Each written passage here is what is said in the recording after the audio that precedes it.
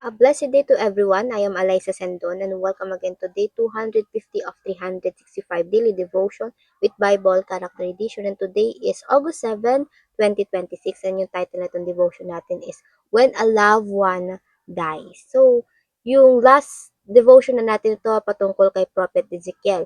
And kung babalikan nga natin yung mga naunang devotion, yung Diyos marami siyang pinagawang mga kakaibang bagay dito kay Ezekiel. But this time, ito na siguro yung pinakamasakit. Something na siguro kung ako rin mismo, hindi ko kakayanin at mapapatanong ako sa Diyos kung bakit ako. So, for this scripture for today, ito ay patungkol or tatalakayin natin yung Ezekiel chapter 24, verse 15 to 16. At ito nga yun, sinabi sa akin ng Panginoon, Anak ng tao, sa isang iglap ng salot ay kukunin ko ang babaeng pinakamamahal mo. Ngunit huwag mo siyang ipagluluksa ni iiyakan. So, the most beloved person in our life, siya pa yung kinuha ng Diyos just to do. Not just because something, merong purpose pa rin naman ang Diyos kahit sa gantong pagkakataon. Kaya, ang kailangan lang natin ay pagkatiwalaan ng Panginoon. Kahit pa ito ay magdudulot sa atin ng suffering, ng pain. And kaya dito sa ating katuruan, number one, sometimes God accomplishes something beyond our understanding. So kung tayo mismo si Ezekiel that time, hindi natin maintindihan kung bakit kailangan yung minamahal pa natin.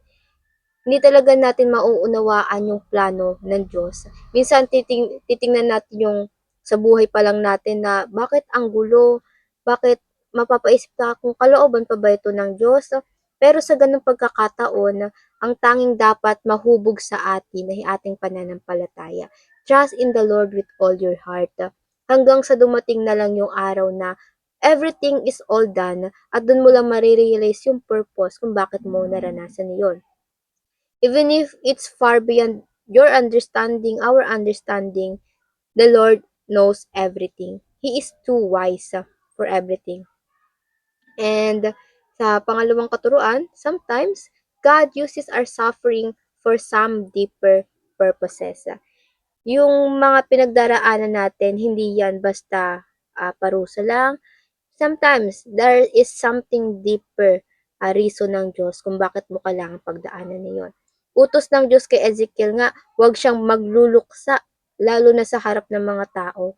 So, 'di ba? Kasi mahal mo yung tao, paano hindi ka magluluksa? Pero ang Diyos, ayun yung inutos. Pero si Ezekiel, talagang masunurin sa Diyos. Ayun yung ginawa niya. Kahit na ginajudge siya ng mga tao na bakit hindi siya nagluluksa doon sa pagkamatay ng kanyang minamahal. And this because God's want to show them na sa sobrang tindi ng judgment na ibibigay sa kanila ng Diyos, kahit sila rin mismo walang oras, pag dumating yung judgment na yun, kahit sila walang oras na magluksa pa sa mga mamamatay sa kanila. And yes, it is sad, but so be it. Ayun talaga yung kalooban ng Diyos. Hindi yung kalooban ng Diyos dahil gusto lang ng Diyos. Dahil ito yung consequence sa mga tao. Consequence to ng mga ginagawa nila, lalo na yung pagtalikod nila sa Diyos. Kung ayun nga, ayun yung kalooban ng Diyos, so be it. Ang judgment hindi naman yan darating sa ating mga buhay kung marunong tayo makinig sa Diyos. Ngayon pa lang, remember that Jesus already fulfilled the requirements of God. At sino mang manampalataya at sumunod sa Kanya ay kasama na ring nagawa yung requirements ng Diyos. Kaya sa atin ngayon na tayo under ng New Covenant, sana ay magpaudyok tayo sa Holy Spirit, hindi sa udyok ng mga tao sa paligid natin o yung tawag ng mundo na ito. And pangatlo, sometimes following God requires our trust and obedience to be tested. Hindi to mawawala talaga.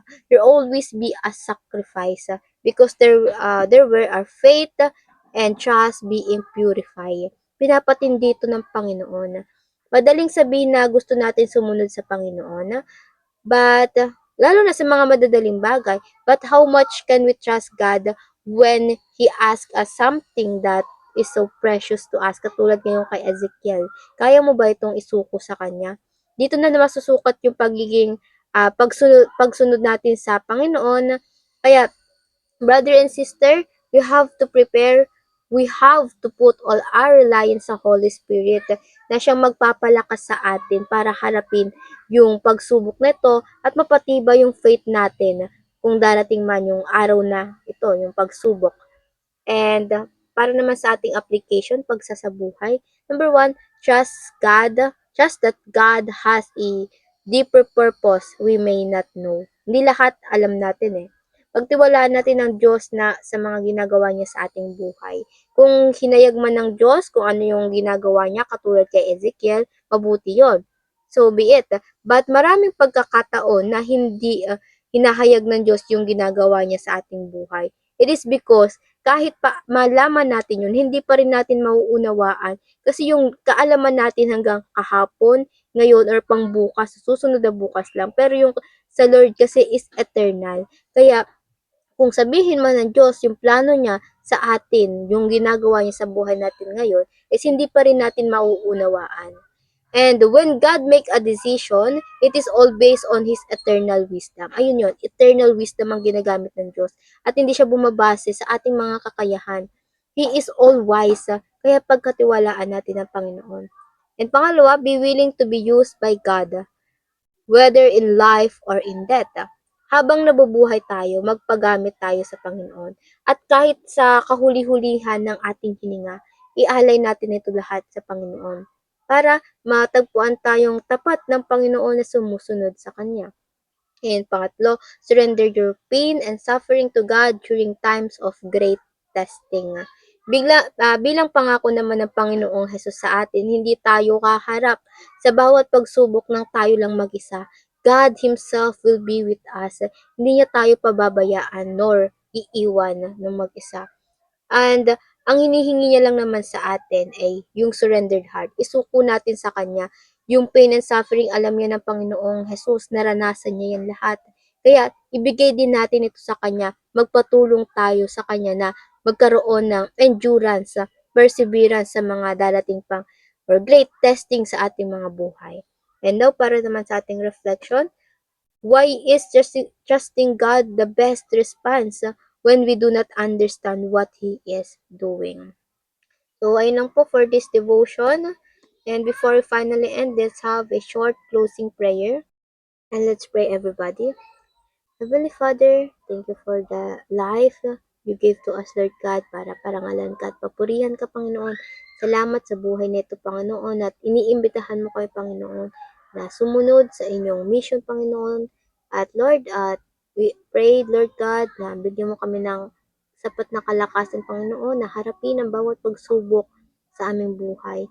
And alam namin, Panginoon, darating pa rin ang pagkakataon, Panginoon, na susubukin mo ang aming pananampalataya. At sa oras na yun, Panginoon, huwag niyo kami iwan, Panginoon, gabayan niyo kami at patatagin niyo ang aming mga puso, Panginoon, na at sa gayon, Panginoon, ay masumpungan mo kaming tapat sa iyo, Panginoon, hanggang sa kahuli-hulihang hininga namin, Panginoon. Panginoon, manguna ka sa aming mga buhay, sa bawat gawain namin ginagawa, tanging pangalan mo lamang po ang maitaas. Ayun lang po, in Jesus' name I pray. Amen and amen and amen. At ayun lang po, I hope marami tayong natutunan at matututunan pa. And I pray na sama-sama sana tayong lumago para sa Panginoon. See you again tomorrow for our devotion. Have a nice day ahead and God bless.